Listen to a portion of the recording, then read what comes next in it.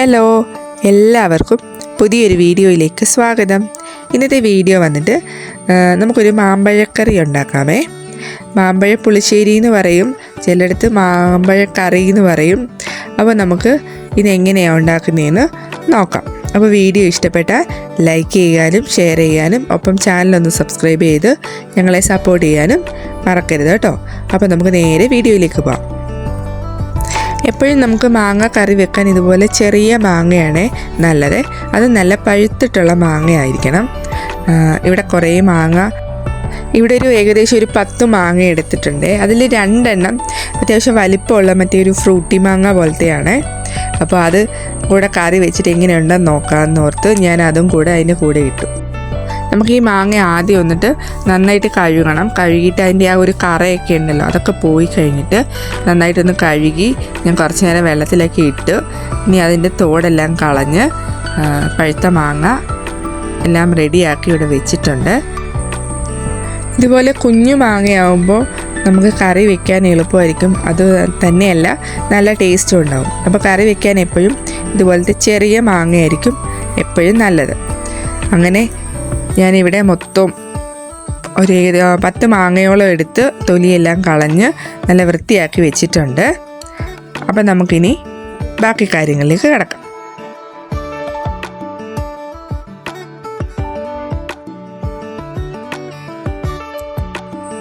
ഇനി നമുക്ക് ഈ മാങ്ങ വേവിക്കാനായിട്ട് വെക്കാം. അതിനായിട്ട് ചട്ടി അടുപ്പത്ത് വെച്ചിട്ടുണ്ട്. അതിലേക്ക് ആവശ്യത്തിനുള്ള വെള്ളം ഒഴിച്ചിട്ടുണ്ട്. ഇനി വെള്ളത്തിലേക്ക് നമുക്ക് മാങ്ങയ്ക്ക് ആവശ്യത്തിനുള്ള ഉപ്പിട്ട് കൊടുക്കാം. ഉപ്പിട്ടതിന് ശേഷം ഒരു 1/4 ടീസ്പൂണ് മഞ്ഞൾപ്പൊടിയും കൂടെ ഇടുന്നുണ്ട്. പിന്നെ വന്നിട്ട് നമ്മൾ കുറച്ച് മുളക് പൊടിയാണ് ഇടുന്നത്. ഒരു 1/4 ടീസ്പൂൺ എടുത്ത് മുളക് പൊടിയും കൂടെ ഇട്ട് കൊടുക്കുന്നുണ്ട്. പിന്നെ ഇതിലേക്ക് ചേർക്കുന്നത് ഞാൻ പച്ചമുളക് ഇടുന്നുണ്ട്. പച്ചമുളക് ആവശ്യമുള്ളവർക്കിടാം, അല്ലെങ്കിൽ ഇതിന് അരപ്പ് തയ്യാറാക്കുമ്പം കാന്താരി അരച്ചാലും മതിയാവും. പിന്നെ ഇതിലേക്ക് കുറച്ച് കറിവേപ്പില കൂടെ ഇട്ട് കൊടുക്കുന്നുണ്ട്. ഇനി ഇതൊന്ന് നന്നായിട്ടൊന്ന് ചൂടായി അല്ലെങ്കിൽ തിളച്ച് കഴിഞ്ഞ ശേഷം നമുക്ക് മാങ്ങ ഇട്ട് കൊടുക്കാം. അങ്ങനെ വെള്ളം തിളച്ചിട്ടുണ്ട്. ഇനി നമുക്ക് ഇതിലേക്ക് മാങ്ങയെല്ലാം ചേർത്ത് കൊടുക്കാം.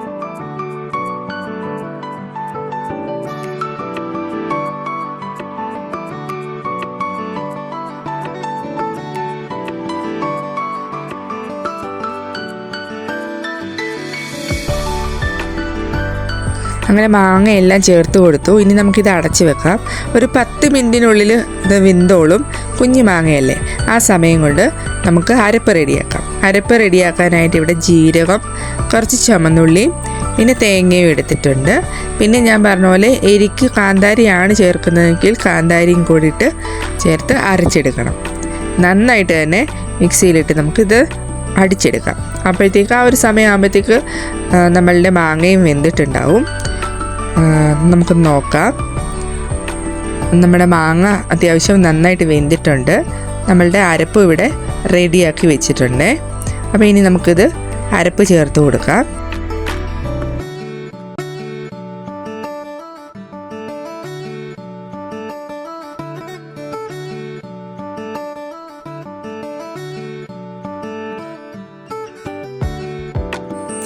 അരപ്പ് ചേർത്ത് കഴിഞ്ഞ് കറി അധികം തിളയ്ക്കാൻ പാടില്ല. അതുകൊണ്ട് തീ ഒന്ന് കുറച്ച് വെച്ചതിന് ശേഷം നമുക്ക് അരപ്പ് ചേർത്ത് കൊടുക്കാം.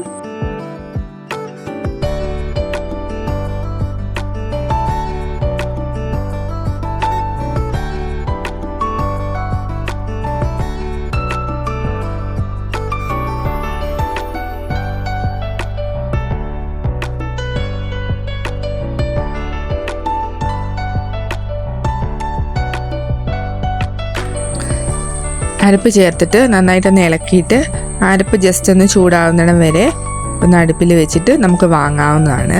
പിന്നെ പുളിശ്ശേരി ആണെന്നുണ്ടെങ്കിൽ നമുക്ക് തൈര് ഈ സമയത്താണ് നമ്മൾ തൈര് ചേർത്ത് കൊടുക്കുന്നത്. അപ്പോൾ ഇവിടെ തൈരില്ലാത്തതുകൊണ്ട് ഞാൻ തൈര് ചേർക്കുന്നില്ല.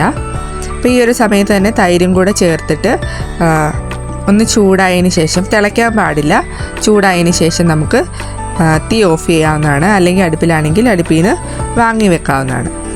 അപ്പോൾ ഈ ഒരു സമയത്ത് തന്നെ ഞാനത് വാങ്ങുകയാണ്. അങ്ങനെ അത് വാങ്ങി ഞാൻ വെച്ചിട്ടുണ്ട്. ചട്ടിക്കകത്തായതുകൊണ്ട് ചെറുതായിട്ടൊന്ന് തിള പോലെ വരുന്നുണ്ട്. പ്രശ്നമില്ല, അത് നമ്മൾ വാങ്ങി വെച്ചല്ലോ, അതുകൊണ്ട് ഇനി കുഴപ്പമില്ല. ഇനി നമുക്ക് അടുത്ത പരിപാടി എന്ന് പറഞ്ഞാൽ ഇതിലേക്ക് കടുക് താളിച്ചിടലാണ്. അപ്പം നമുക്ക് കടുക് താളിച്ച് ഇടാം.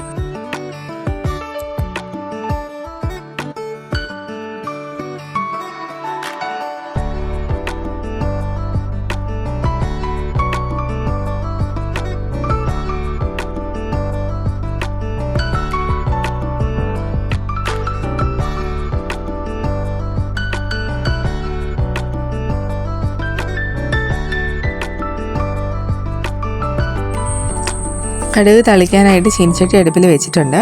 നമുക്ക് ആവശ്യത്തിനുള്ള എണ്ണ ഒഴിച്ചു കൊടുക്കാം. എണ്ണയൊന്ന് നന്നായിട്ട് ചൂടാവട്ടെ. ചൂടായതിന് ശേഷം നമുക്ക് കടുകിട്ട് കൊടുക്കാം.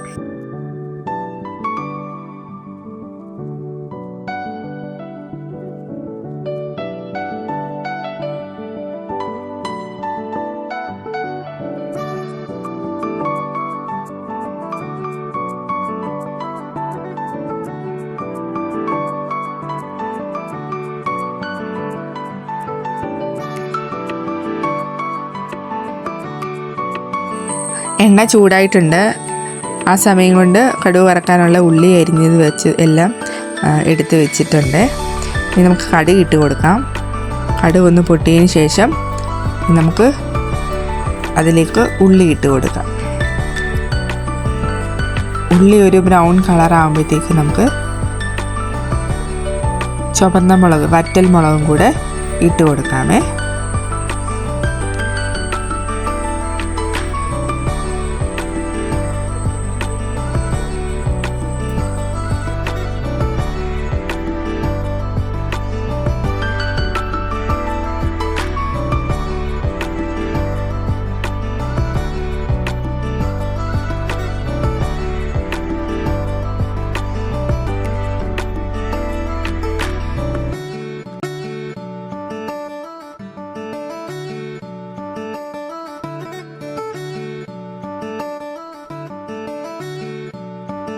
അങ്ങനെ കടുക് താളിച്ചു. ഇനി നമുക്കിത് കറിയിലേക്ക് ചേർത്ത് കൊടുക്കാം.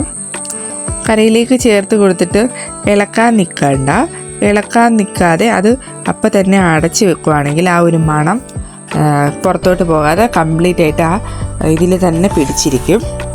അതുകൊണ്ട് ഇളക്കാതെ നമുക്കിതൊന്ന് അടച്ച് വെക്കാം. അടച്ച് വെച്ച് ഒരു 2 മിനിറ്റ് കഴിയുമ്പോൾ തുറക്കാം. അപ്പോൾ അങ്ങനെയാണെങ്കിൽ ആ മണമെല്ലാം നമ്മളുടെ കറിയിൽ നന്നായിട്ട് പിടിച്ചിട്ടുണ്ടാവേ.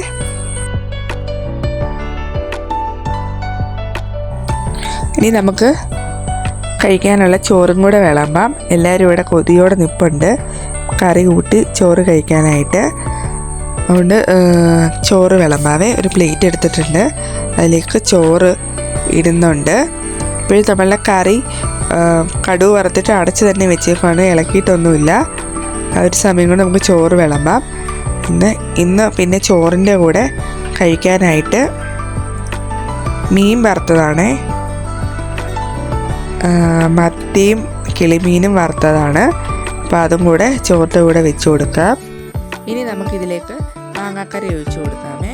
മാങ്ങാക്കറി അടുപ്പൊക്കെ മാറ്റി ഒന്ന് ഇളക്കി ഒരു മാങ്ങയും കുറച്ച് ചാറും കൂടെ ചോറിലേക്ക് ഒഴിക്കാം. പിന്നെ ഇതിൻ്റെ കൂടെ തോരനൊന്നും എടുത്തില്ല, പിന്നെ ഒരു പപ്പടം കൂടെ എടുത്തിട്ടുണ്ട്. അപ്പോൾ ഇതായിരുന്നു ഇന്നത്തെ റെസിപ്പി. വീഡിയോ എല്ലാവർക്കും ഇഷ്ടപ്പെട്ടു എന്ന് കരുതുന്നു. വീഡിയോ ഇഷ്ടപ്പെട്ടാൽ ലൈക്ക് ചെയ്യാനും ഷെയർ ചെയ്യാനും കൂടാതെ ചാനലൊന്ന് സബ്സ്ക്രൈബ് ചെയ്യാനും മറക്കല്ലേ. അപ്പം നമുക്ക് അടുത്ത വീഡിയോ കാണാം. അതുവരെ എല്ലാവർക്കും താങ്ക് യു.